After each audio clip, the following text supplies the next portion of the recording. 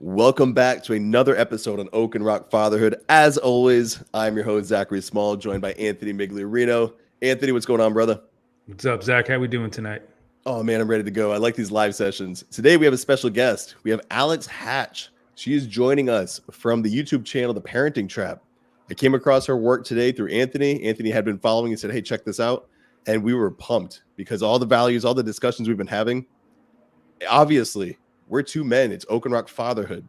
And when you see the mothers sharing this message and it jibes so well, we don't understand why there has to be a man, woman, like mother, father. There's no contention here. We're all working for the same thing, which is to bring the kids up right. And so Alex's work, we were diving through the videos, really digging what she's doing, especially with respectful parenting. So we're going to dive into that. But Alex, welcome to the show. Thank you so much, Zach. And thank you, Anthony. It's so great to be here. We're very happy to have you. And like I said, we have a lot of father's perspective. A lot of our videos are Anthony and I just kind of banging the drum on whatever topic we're talking about.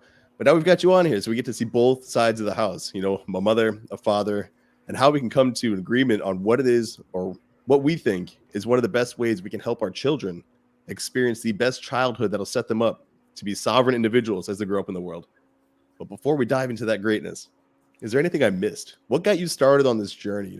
Why YouTube?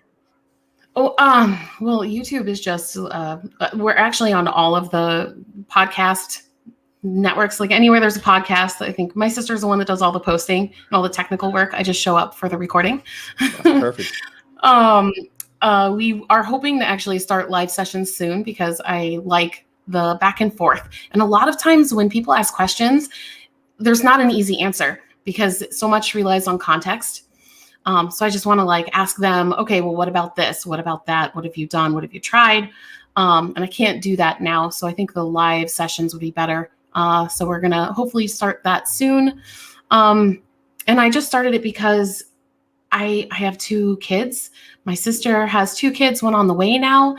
And I see this as one of the most important issues in the world right now. I think that if we could get more people on board with peaceful and respectful parenting, we would see less crime, less war, less authoritarian tyranny. It's just so important. Also, they're kids and they're so vulnerable. And just the thought of kids out there being abused in the name of discipline, it's really upsetting. So the more people I can wake up, the better. Yeah. I wonder, do you get pushback from other parents when you speak to this? Because I always thought it's because we were dads, but as a mom, you're getting pushback as well. Oh yeah, definitely. And I think a lot of people dismiss what I say, especially when I talk about it on Twitter, because they think I'm a woman, so I'm naturally more nurturing, and therefore I think this way, but it takes a man and a woman to raise a child, and the man has to be the disciplinarian and the woman needs to be the loving figure in the home. And that dichotomy is what makes a healthy family. And I disagree with that completely. Right. Well, I think it's good to have a loving home with multiple parents who love children. I just don't think that the father needs to be the disciplinarian and the mother needs to fit into this nurturing role. It's just, it's weird and unnecessary. I would say too, it's also not practical in a majority of situations out there. It's not what's best for the kid. No. Because then you find a passive at best, uninvolved most situations, and a man who's uninvolved and then angry. And that's what kids are getting. A passive or uninvolved parent on both ends of the spectrum. Well, they're getting the good cop, bad cop routine, right? And they're just being manipulated and they know it and it's weird. So the mom is like, wait till your father gets home. And then the father, it's I don't like it at all. What do you mean? They still do that? Parents are still doing that? Playing that role? Wait till your father gets home? Oh, yeah. No, so when you say we were constantly banging on peaceful parenting, but you use the term respectful parenting. Was that intentional, or is there a difference? Okay, so what is respectful parenting in comparison to, let's say, peaceful parenting? Right. So the thing with peaceful parenting is I see it as a big umbrella that respectful parenting falls under. For example, when I first got into this, I started looking into attachment parenting, and I liked a lot of what they said. But then when my oldest became near 2, they didn't offer a lot of suggestions on what to do with problematic behavior. So I would get anything from never hitting, never spanking. That's not okay. But you can, under the peaceful umbrella, people just think it's not nonviolent, right? So I would hear things like, try timeout, try sticker charts, try this, try that. And no one could tell me why. So it took a long time. Like, I had to research the reasons why we should do certain things. And when I started that, I started to find respectful parenting, which was very defined.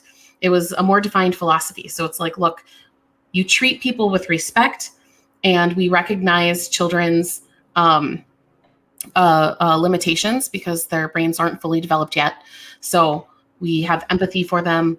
And and it's talked about why we do these things, right? Because they don't have the impulse control or the emotional regulation yet. And once I realized there was a reason why and what that was, it was much easier to follow. And also I got results with this. I tried sticker charts with my oldest, and he's on the spectrum. And so they backfired.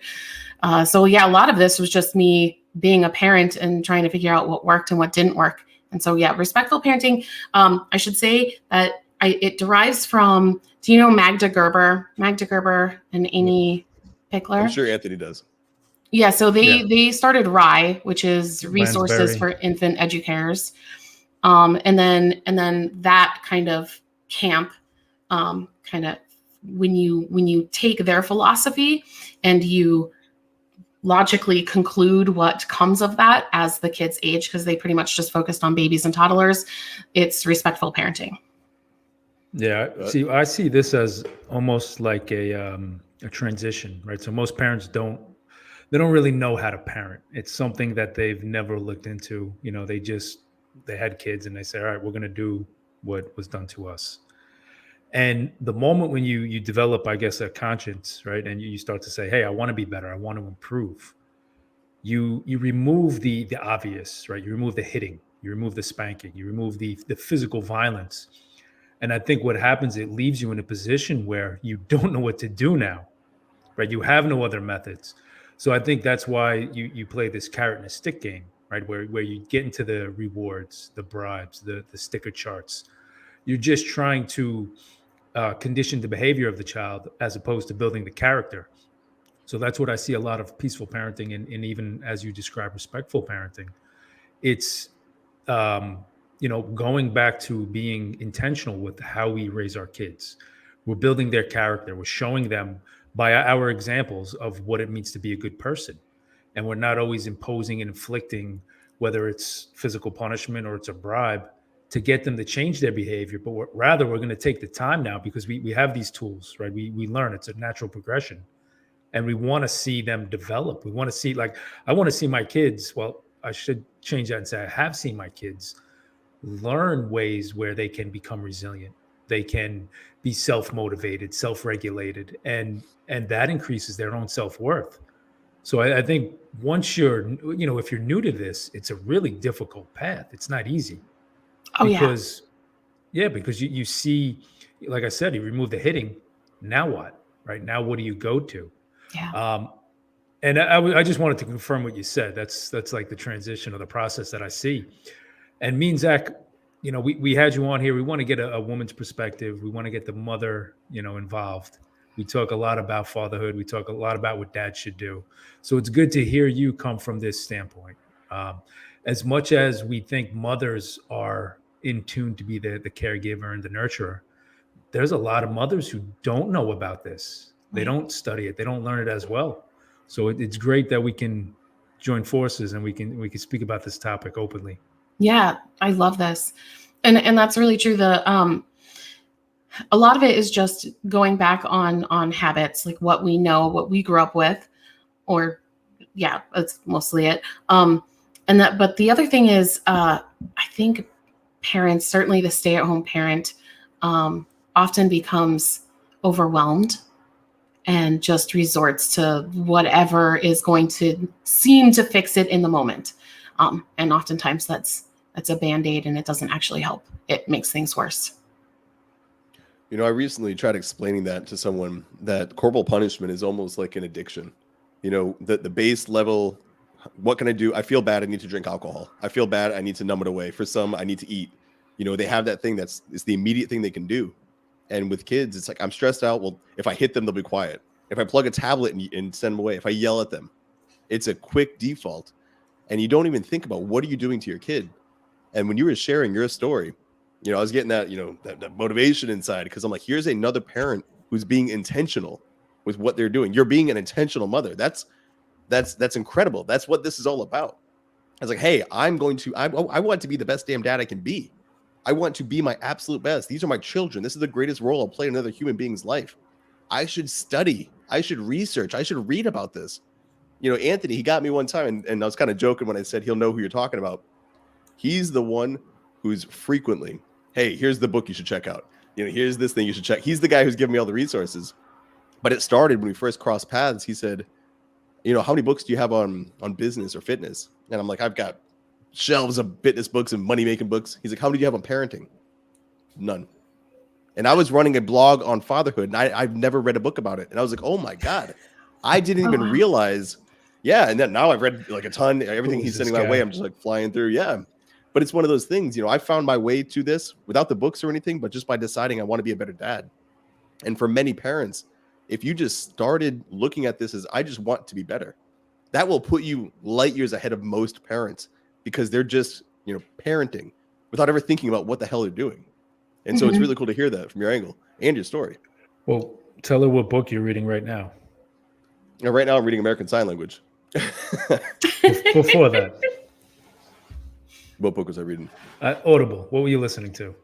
No, I was reading, it was Alpha K, Unconditional Parenting. Nice. Alfie Kohn. Yeah. Yep. Absolutely. Alfie Kohn. He's awesome. See, I don't even know his name. Yeah. I know. So, That's yeah, all I was right, driving man. down to I know see you him. were listening to it. That's why I asked, because I'm sure Alex is a fan. Unconditional Parenting Huge is fan. a great book. Yeah. Great book. Yeah, I love Alfie Kohn. The only thing that I disagree with him on is he becomes like socialist. socialistic at times. Yeah. And I'm like, oh, you're going the wrong way. He has a really bad take on competition, right? The competitive markets. And I see his standpoint where, you know, how he talks about it with competition. I think to a degree, if you introduce it too early to a child, or if you use it for nefarious reasons, right? Like the father who never made his high school baseball team and then pushes his kid to be on the team because he's living through him. And he tells his kid, right, you have to win, you have to be good, you have to train. Competition is good. Well, that's something a child doesn't need to be prepared for right now, right? He has to enjoy the game. He has to learn the game. So I think that's where I see him explaining it. But then he takes it into the markets and he says, you know, the competition is destroying the world and the environment. And that we shouldn't have money or something. I don't know. I've heard him say some things, and I've seen a lot of speeches, but he takes it in another direction. But yeah, I don't think that we should be pushing kids to compete. And I actually have a very radical view about schooling, which Alfie Kohn agrees with too. I've seen him agree with as well. I don't think we should be using coercion in schools. So I don't think we should use like grades and tests even. I don't think we should be testing kids for academic performance.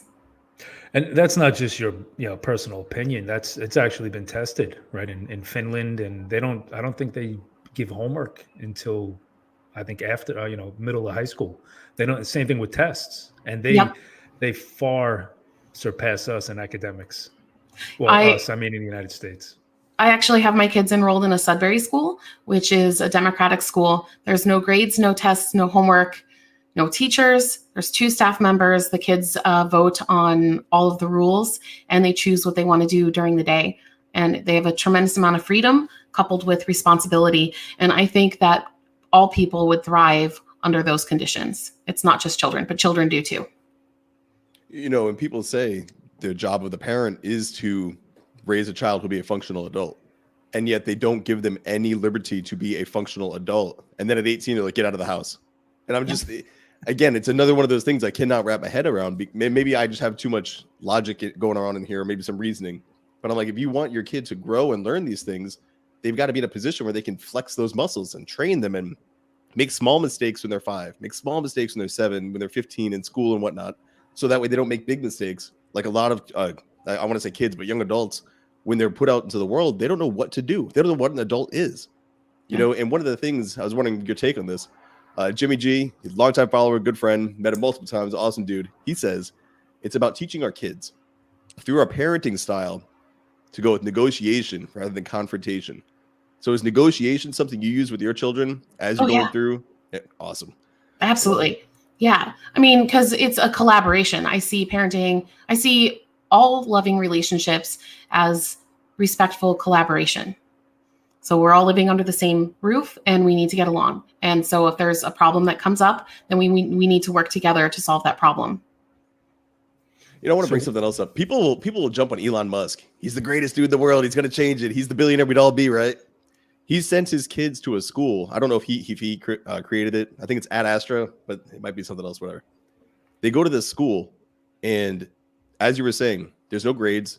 It's not operating the way traditional schools operate. And again, I look at this, and people are looking at this man saying that man is going to change the world. He is a visionary, and nobody's going the next layer. How is that man acting as a father? How is he raising his kids? Why is he sending his kids to schools like this? You want your kids to do well. You want to look at this individual. Why not replicate something like that? Why not bring that? And you can bring that to fruition in your own home. You know, like you can do the things you want to do. It just takes a little effort as a parent. Yep. I've actually thought about that because I thought about opening up a school. I have some ideas, and my mom keeps telling me I need to get in contact with Elon Musk to see if he'll fund it. And I'm just like, he's a busy person. I don't think he's going to listen to me. But yeah, I think I would love to see more schools like that. I think the public schools are an abomination. They need to be abolished. They're awful. And most private schools operate in the same, like there's more incentive to make the parents happy with a private school. So it's a little bit better, but it's still a model that just doesn't work for a lot of people. I think it causes more harm than good. What's your ideas on taxation? It's theft. Oh, well said. You passed the test.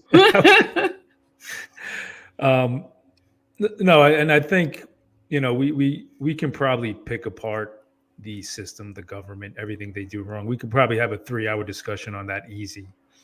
I would like to maybe steer the conversation more onto some of the ways you parent, respectful parenting, peaceful parenting, because I'm sure a lot of it intersects, right? I'm sure a lot of it is very similar. There might be maybe some things on the outside that some peaceful parents might not agree with respectful parenting. You know, I've seen this with like gentle parenting and attachment parenting that you mentioned before. Mm-hmm. But as far as, you know, if a mother would come to you and say, you know, how do I discipline my kids if I'm not hitting them, if I'm not punishing them, if I'm not putting them in a timeout, what would the respectful parenting route go? How would that look out? How does that look like in your home? I would say that you need to guide them and not think of it as behavior that needs to be corrected, but that behavior is communication, and it's our job to figure out what the child is trying to say and then resolve the root issue.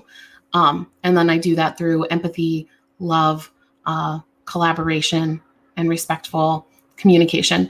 So in my home, it looks like if something is happening that it's so tricky. So I have to come up with these examples because so much of what kids do, sometimes it's something in the moment. They're frustrated in the moment. And the answer is you let them express their feelings, and realize what they're doing is an age appropriate response for that child. That's the way they're expressing their feelings. If they're not hurting anyone or anything, they're allowed to scream and cry. That's okay.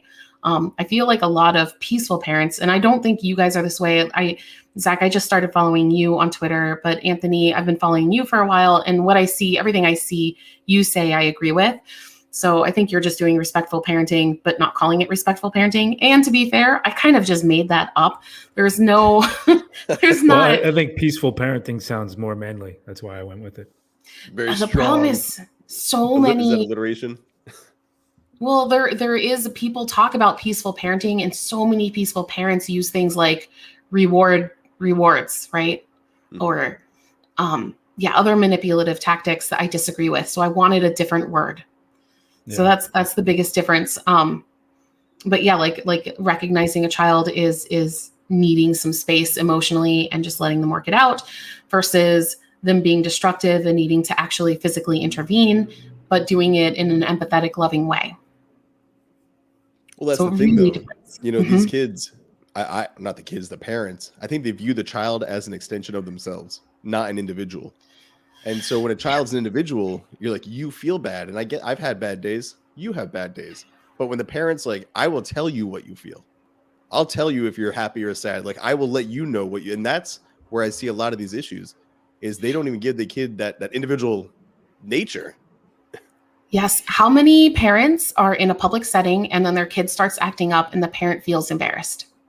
And then how is that going to affect your reaction, right? How are you going to react towards the kids if you're feeling embarrassed yourself versus realizing that the child needs help and like stepping out? So if you're embarrassed, that's your baggage to deal with. That's not on the kid. The kid didn't make you feel that way. You just feel that way.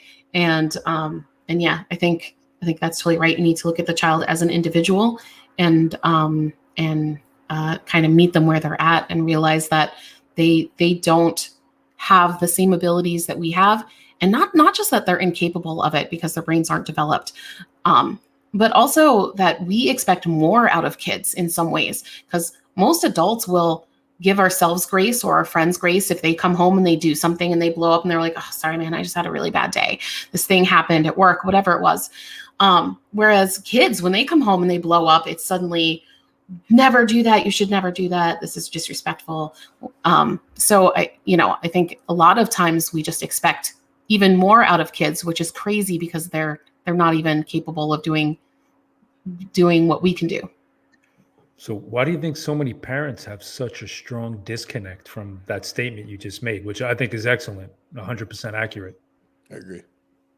Because that's how we're raised. Like, and they think they need it. They think they need kids. They think that kids need correction to behave. They think they're born, like a lot of people think babies, I think are born, with sin, or just blank slates that need to be molded. And it's like, no, they're born people and they have personalities, and those are going to start to flourish and come out. And then it might not jive with yours because they're a person, they're an individual, they're not you, right? And then you have to like learn how to deal with this other personality who's irrational and like emotional because they're kids and they're learning.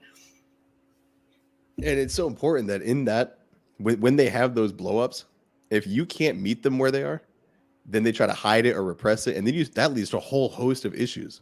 And when people say, well, my teenagers, they don't talk to me. Nobody, because when they tried to talk to you, you weren't there. Or when they do talk to you still, you get angry. And I would go, to bring it back a little bit, I would go so far as to say that parents expect more from their kids than themselves. And this is very frustrating for me. So I coach my son's youth sports. I have for years.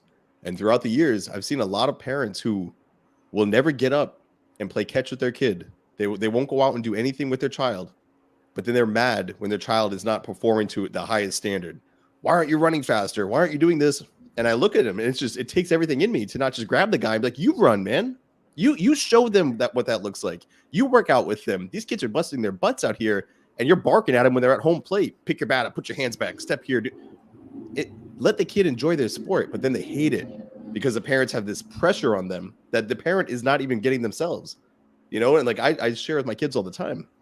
I have my goals. There's so much I want to do in the world I'm trying to do. And when they are doing the same, I'm like, those are your goals. I will support everything that whatever that is. I don't care if it's a sport or not a sport. I don't care if it's this, not, it really doesn't matter to me as long as they're doing what they want to do. And I was wondering if you're seeing that with other parents, or let me ask you a different question. Do you talk to other parents about how you parent? Yes. Is that a normal discussion? Do you? Yes, I'm kind of autistic and weird.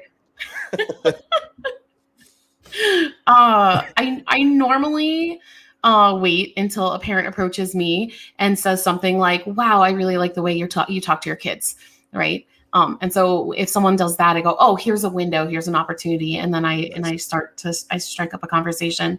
I also volunteered before. I'm not allowed to now because the kids are in a new school, but before when my youngest went to preschool. My oldest was going to public school. I volunteered with the classroom a lot.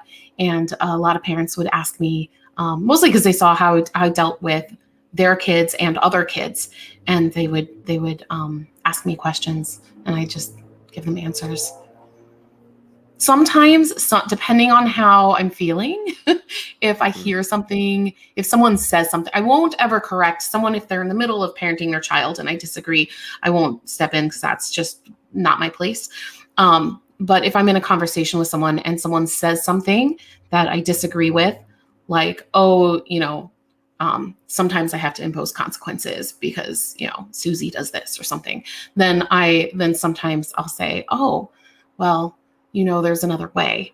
And I try and explain it. But if I it's my mood, and then how the person responds depends on how far I'll go down that rabbit hole with them. I hope you would take a note, Zach, because if that was a situation Zach or I were in, we would be like, oh, that's weak. What are you doing? Stop that. So now I took notes on that. Next time I'm going to be like, hey, listen, there's another way. Yeah. We've been told multiple times we're very confrontational to bring peaceful parenting to the table. So we're learning to win parents over with honey instead of vinegar. We're the ones, we're yelling at all the dads. We're like, you do that in real life? I would. If I saw somebody hitting a kid, absolutely. Oh yeah, hitting is tough. Oh yeah. Yeah, I've seen not a lot of physical, but I've definitely seen like grabbing of the arm, yelling in public, but those are mostly people I don't know. That's a tricky one. The parents that you talk to, where you approach them, are they receptive, or do a lot of people push back? What do you see more of? It's probably 50-50. And when people push back, they don't normally push back like fight me on it. They just shut down and just want to get away from me and then not talk to me or see me ever again. Yeah, that sounds great. Right. But to a degree, isn't that how they were raised? Right? Those are behaviors that they picked up. I mean, if you were to disagree with one of my kids would try to have a better argument, or they would at least inquire about why you believe what you believe, right? There would be a conversation, there would be a dialogue. And I think you can tell pretty clearly how an adult was treated as a child by how they respond, right? They get reactive or they shut down. And, these are things you have to point out because it's important how we raise our kids, right? If we are raising them to, like Zach was saying before, submit, obey, repress who they are, there's going to be a whole bunch of distortion that shows up later on in life. And we see it, right? I don't know if you read the book by Gabor Mate and Gordon Neufeld. It's I just lost it. Hold On to Your Kids. Okay, I have not read that one. Excellent book. I highly recommend. Welcome. My list is growing too. But it's about a parent's influence when the child's dependent, right? When the child depends on the parent, they need to be a good influence. They need to show them how to navigate the world. This way, when they grow up, they can be independent. You can't have independence if you were never dependent. So when I read the book, a lot of it relates to what we see in the world today. You see so many young people, young adults, older children who are so emotionally unavailable. They lack emotional intelligence. They can't control their feelings. They have outbursts of rage, frustration. If you call them by their wrong pronoun, they're devastated. If something is said that they disagree with, they lash out. And it's pretty much explained in the book. But this is a growing trend. And I do think that generationally it takes time. So if we stop spanking kids, and people say this to me all the time, they're like, oh, kids, they don't hit them enough now. I'm like, we're slowly decreasing the amount of children that get hit. That's going to take 100 years to see the effect. If spanking goes down 2% in 2022, you're not going to see all the spoiled kids and all the entitled kids a result of it. Those kids were already damaged, right, from the authoritative parenting or from the neglectful parenting. So it's funny how these things show up in society and people can't connect the dots. Yes. Well, and you said neglectful parenting. I think a lot of people who question peaceful, respectful parenting tactics just assume that that means they are neglectful, or permissive, not neglectful, sorry, permissive. Or weak or Mhm. liberal. This Yeah. is Well, and that's the thing. But that goes to how we think of kids. If you don't hit them, they're going to be rambunctious. You need to hit them. What are you talking about? This is your child. And why do you think so negatively of them? And this grinds my gears. When people say, the kids these days. The kids these days are not the problem. They are the product of the parents these days. And this is why, again, with Anthony, we're very aggressively going to the parents. Like, hey, I want you to start thinking about fatherhood. I want you to start thinking about motherhood. Start being intentional with how you're raising them. And it's funny, you have a video up about not forcing your kids to share. Yeah. That's one of many topics that blows people's minds. When I don't believe in forced altruism. Place everybody ahead of yourself. Give all your things away. It'll make them happy. It's an oxymoron. Right? It makes no sense. But they do it. And I don't know if it's cognitive dissonance going on here, or if it's just, I don't care if it makes sense. This is how I was told to do it. So how I'm going to tell you. And they don't even know why they're saying what they're saying. Yep. Right. Well, when you hit a child, if you spank a child because they're quote unquote misbehaving, you are not teaching the child to behave. I mean, they might in the short term, but really what you're teaching them is that violence is okay sometimes to solve your problems. So there's that. And then the sharing thing. That's just, I think it's because people think they have to mold their children, that they're incapable of learning these things on their own. And they also don't take the children's feelings seriously. They don't respect play. I think play is very important. And if your child is working on a Lego structure and their younger sibling comes and destroys it, and then the older child is upset about it, that's a big deal to them. They were working on that for a long time, and parents just think, oh, that's toys, that's nothing, that's not important, because it's not important to them, but it's important to the child, and we need to recognize that and respect that. Yeah. And the whole share thing, I mean, I would say that starts probably in public schools, where that's indoctrination, right? And I'm sure there's not a lot of teachers who are saying, no, don't share, right? That's something that they promote. And I think that it teaches the child that they don't have possession, right? They have no property rights. Nothing is theirs. Nobody cares Well, look how at you the world feel we're living about it. in now. You need to change your behaviors and your health and your everything so I feel good.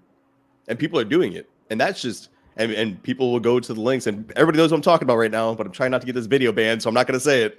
But when we teach this, when we tell children, do what you're told without knowing why you're told to do it. Make the collective good better than the self. Our children are being sacrificed, and they're going to be just put into a world they have no defense system. They don't know how to recognize manipulation. They don't know how to recognize when someone has nefarious, end for them, when the collective good is not good for the self. And you don't have to, you're not a bad person for doing that. These are things that parents will overlook. And then they say that freaking phrase, the kids these days, that's the problem. You got to hit them more. They're not hit enough. He I'm loves like, that man, phrase. Well, I hate it. Well, the other thing that we're teaching them when we're talking about all this is that the child with the biggest emotional response is the one that we need to cater to, right? So if there's someone that has something and another one is really upset about it, then the one that's upset about it is the one that we need to help get out of those.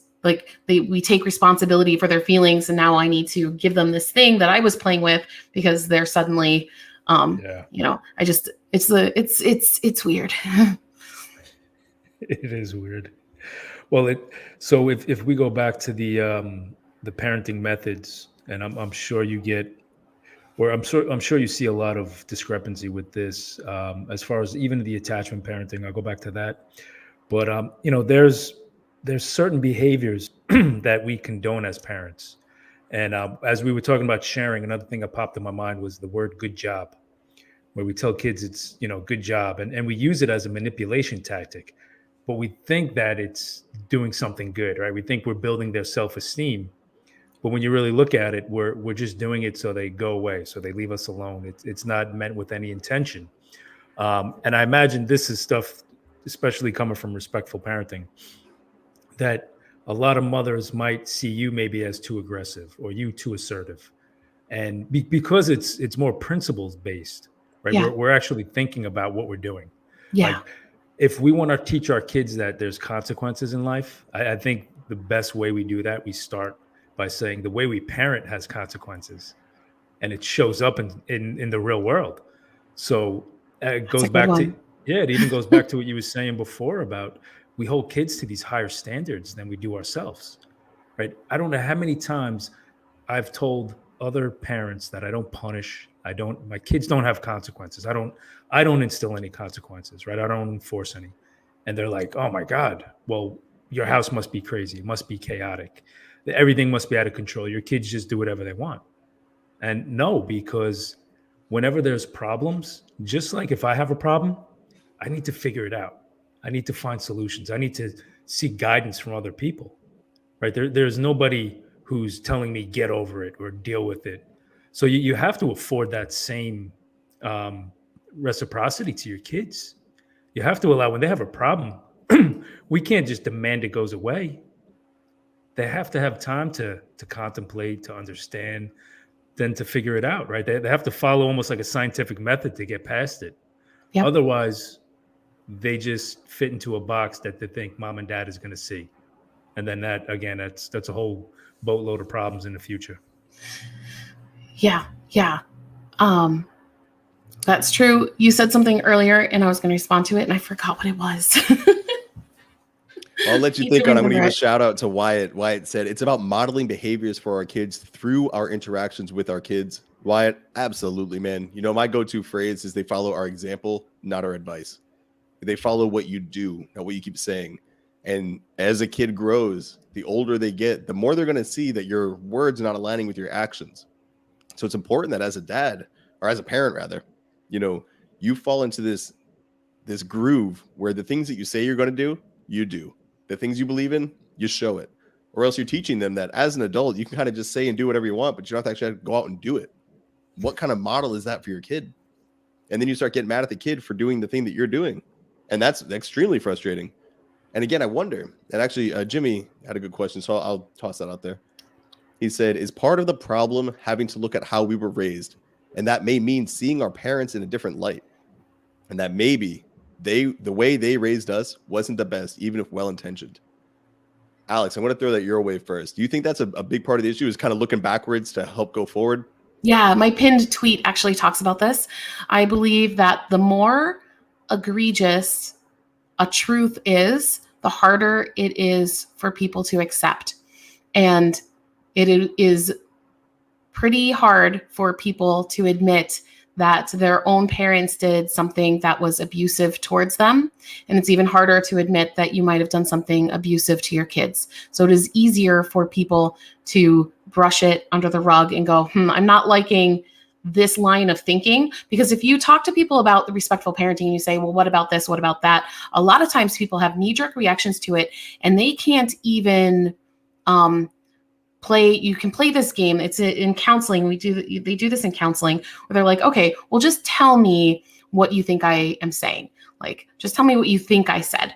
And it's hard for people to do that sometimes because once you do that, you are kind of forced to empathize with the person because you're having to say the words. So if you say, just imagine for a moment if this was the case, just imagine for a moment that the government was evil and we're doing things that actively hurt people. Like, for some people to imagine that is so hard. Even if you're saying you don't have to agree with it, just imagine it. It's so hard for people to do because it's such an egregious thought. And I think that same thing comes with parenting. Traditional parenting is abusive. It's abusive tactics. It's manipulative. Sometimes it's physically abusive. It's absolutely emotionally manipulative. I use the same philosophy, the way I treat my friends, my family, my partners, like my kids, it's all the same. It's the same basic philosophy, which is respectful and loving and understanding and caring. So yeah, I think it's that it's so egregious for people to even consider that might be the case. They don't even want to consider it. They just want to block it out. It's painful, no? The Yeah. truth sometimes is painful. And I think about the the indoctrinating, the conditioning of even from a young age, right? We the people, we think that we are the government. This is what we're told. This is how we're raised, right? We the people, you're the government. Ask not what you can, the government can do for you, what you can do for your country, whatever JFK said. And then if you take it back to the family, right? Family's important. Blood is thicker than water. I mean, you have Russia's the motherland, right? You have the Band of Brothers. You have all these things that are trying to tie you to the family. And if you're a kid, you're sitting in this family and you're getting your ass kicked and whipped and you're getting tormented and ridiculed and diminished and criticized. And everybody's telling you that family's the most important. That's going to be a tough mental trap to get out of when you're young. It's to understand the truth to that is going to be painful, right? To take a stance and say, I'm a strong man or I'm a strong woman, and I'm going to stop these generational pains from being inflicted on my kids. That's really difficult to do. That takes a lot of courage. Yeah. That's actually a great point. That kind of leads to a follow-on question. So Alex, how do you, when people, they've been spanking their kids, and they're like, damn, like I might have been doing this wrong. How do you, or what techniques, tips, tricks, whatever, do you have to help them get over that self-loathing that follows? When you do face that pain and then swallow it and you're like, man, I'm hurting now because I feel like I'm a bad person for what I've done. How do you help them evolve to like, all right, that happened, but you can stop it and make the future much better? Yeah. Most people I've talked to in that situation are ones that already express regret. Like they understand that it's probably harmful. They've even seen the harm firsthand, and they want to get out of it. And the first thing I say is you need to forgive yourself. Because I think if you don't take the time to forgive yourself and learn to be at peace with yourself, then you can't be the best person for your kids. So you have to forgive yourself, certainly get help. You might need counseling. You might need to work through some baggage. You might need time away from your kids, like, to take time for yourself. So getting a partner or a friend or a family member to watch them. But the biggest thing is trying to heal yourself before you can, and I'll also say, okay, then now what specifically is, what happens when you do that the most? What triggers you the most? Give me the one thing that is the hardest thing to deal with in your situation. And then I'll talk about specific things we can do about that one problem. But like the first thing I say is you need to help yourself. That's excellent.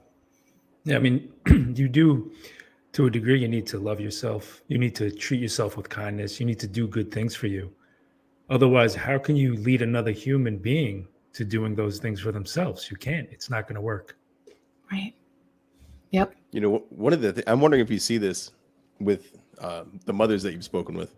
With a lot of men, they have no power over anything in their life. And so when they go home, the only time they can assert authority or feel like I'm a man, I have control and power, is upon either their wife or the child. And that is one of the biggest things that Anthony and I address frequently, is if you can start to own you again, there's no need to feel like you need to assert that power on someone to feel good or to feel like you have power. When you own yourself, you have power.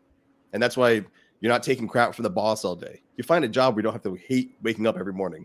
You handle your marriage, you handle your finances, all these things that are stressing you out, you handle them.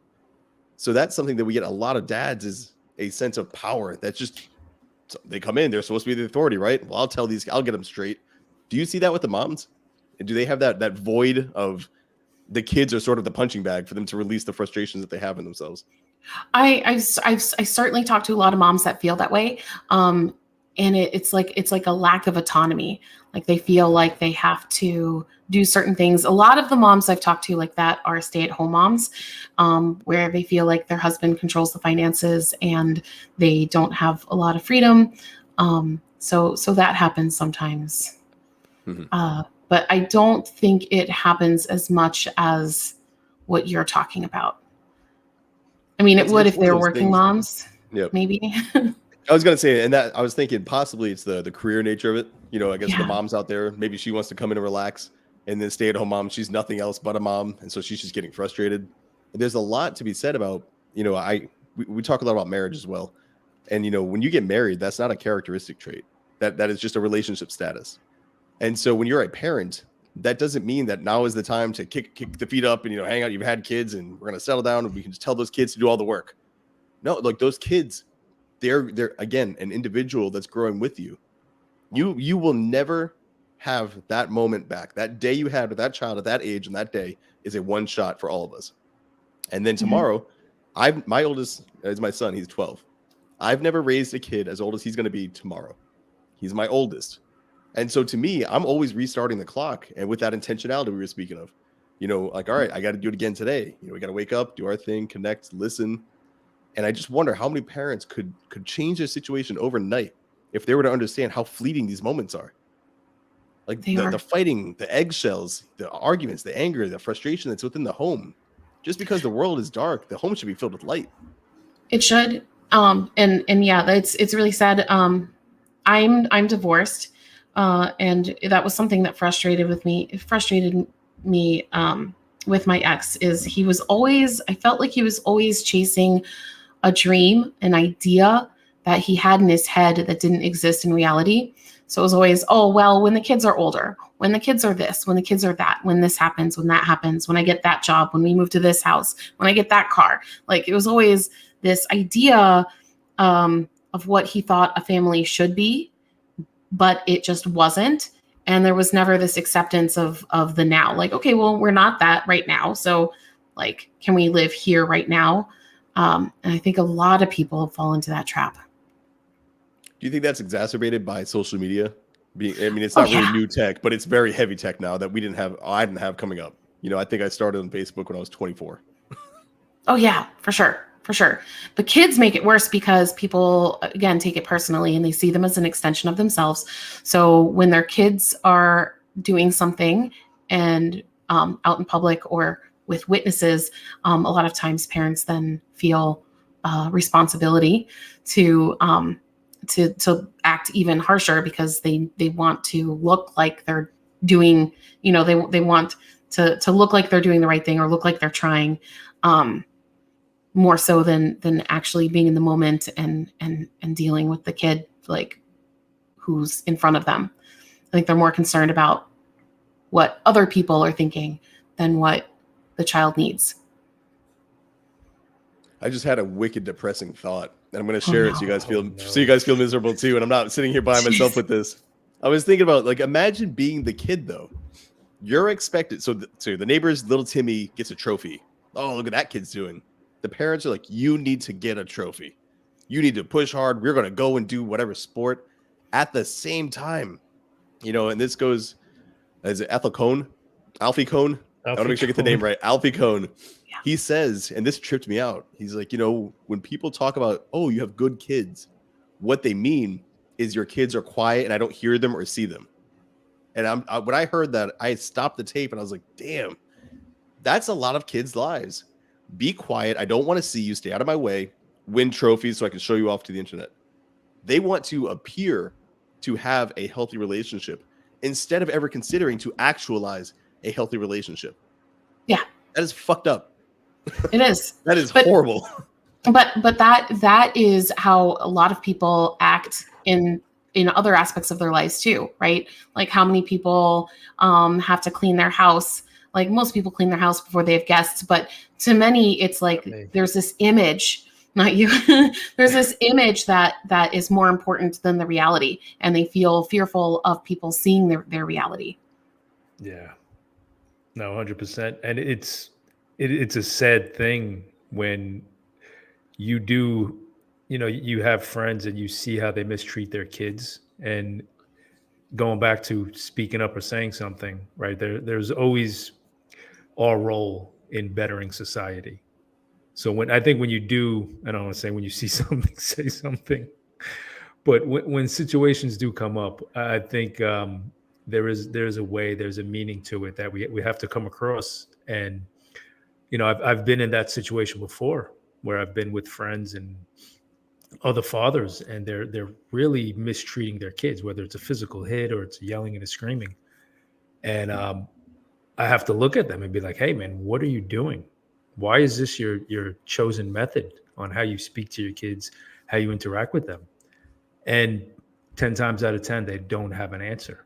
It's like they're on autopilot, and they're not even thinking about what they're doing, why they're doing it, because it's, I don't know if it's not important, or there's just something else that they would rather be doing. And that's a horrible stance to take as a man, but even as a mother also. How when you do this, how do they react? I have no friends. Yeah, same. I'm working on new ones. Okay. Actually, I don't do it anymore because everybody I roll with now is pretty squared away, so I don't have to do it as much. Honestly, But it's so hard to see.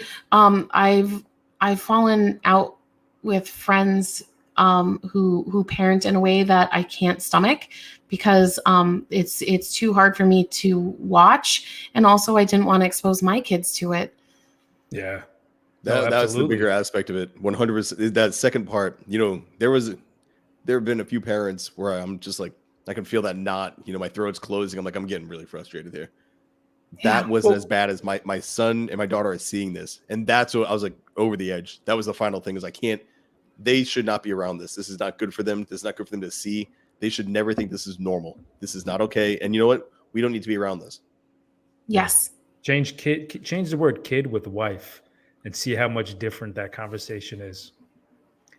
Right? Being around another man who's beating on his wife when you're there. It would never Think about happen. it. We wouldn't allow it. Kids are second-class citizens, and that's why this is a thing. That's why Oak and Rock Fatherhood exists. That's why Anthony and I are really pushing this message. Kids are not given the same treatment, the same opportunity as anybody else. Dogs, you can't beat your dog, but you can hit your kid. Corporal punishment is legal in 19 states. You're allowed to be hit at school, and the parents are happily saying, "Go ahead, you got to learn something." It's insane how we treat our children. But this is a Q&A session as well, and Wyatt has a great question for you. In this politicized world, how do you talk about life and politics around your kid without indoctrinating them or influencing them to your ideas, instead of allowing them to arrive at their own ideas naturally? That's a really good question, Wyatt. I'm going to throw it to Alex first. Oh, man. I love having a guest on here. So I don't believe in indoctrinating our children, but I don't see a problem. And so I might get in trouble for this. My ex actually got mad at me because I do talk politics in front of the kids with other adults, not with my kids, and they're exposed to it. And then they go to his house and say some things that he does not like. So my view is that your kids are going to become who they are. And I don't see any problem with exposing them to adult conversations. And if they're interested, then they'll listen and they might try and participate. And if they're not going to. But I think indoctrination, it would be indoctrination if I forced it upon them. And if they ask, and here's the other difference, is when they ask questions, I usually say, some people believe this and this is what I believe. So I don't ever say this is what's true and right and I'm always right and there's no other argument against it. I usually, if they ask questions, I'll explain that there's this other side.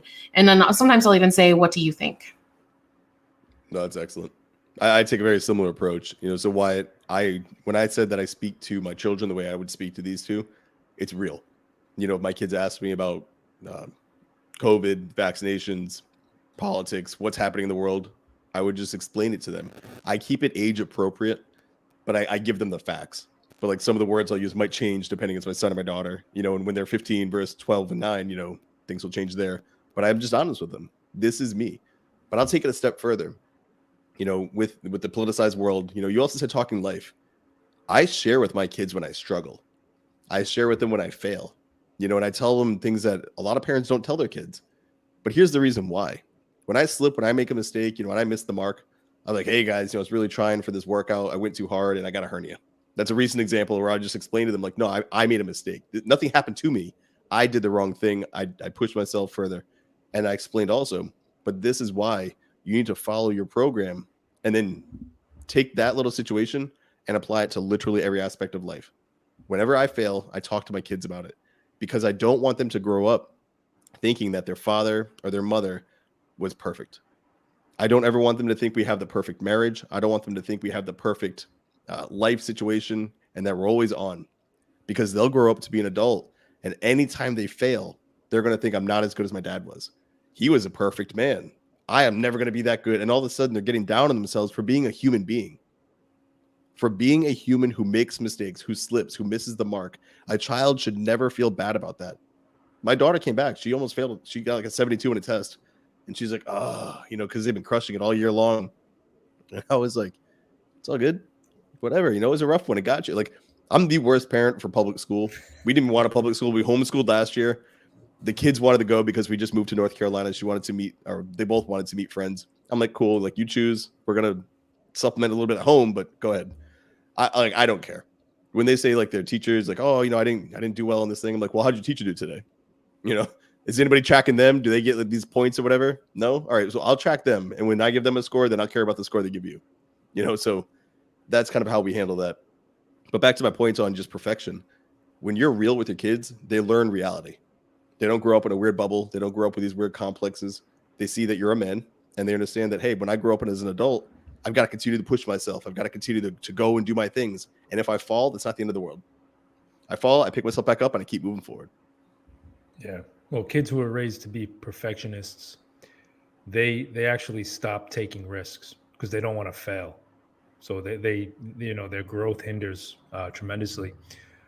But to answer Wyatt's question, I think an important element to that is, I always say this, and it's truth, right? You want to teach your kids how to think and not what to think.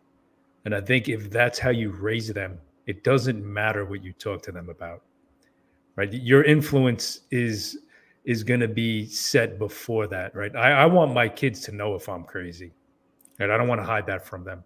They know. I know they know.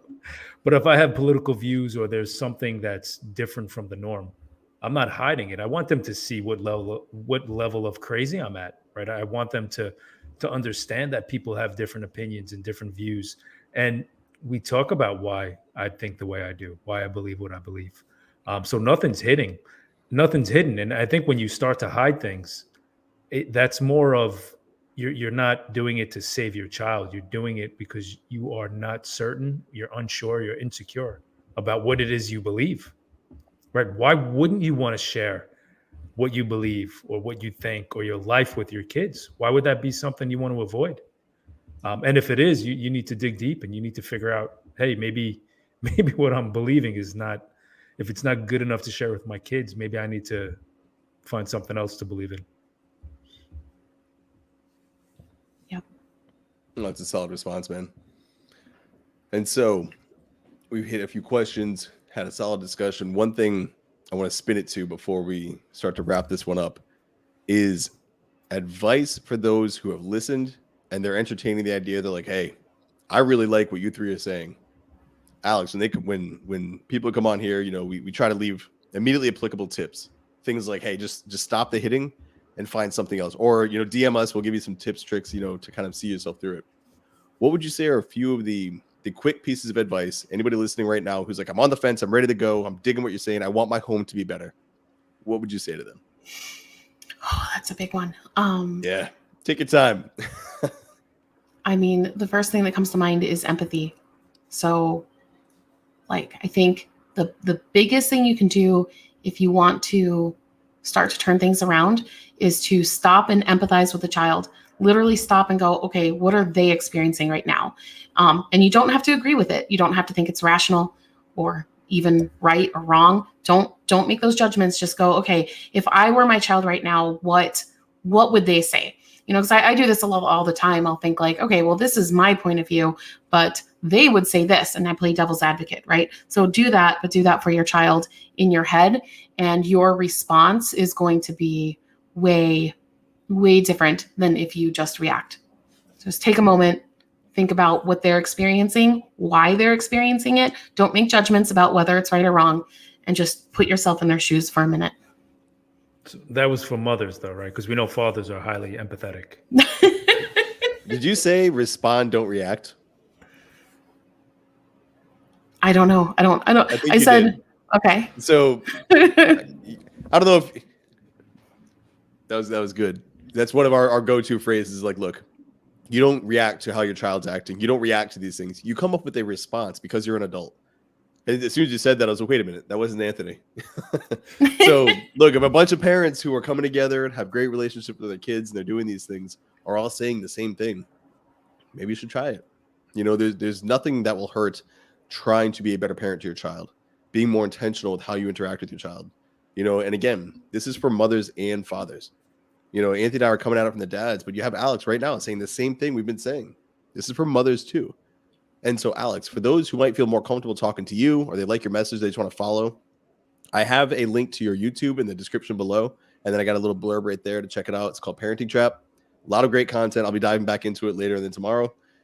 What's the best way for them to reach out to you if they had a question that they would like you either to address or maybe they just wanted to ask you directly?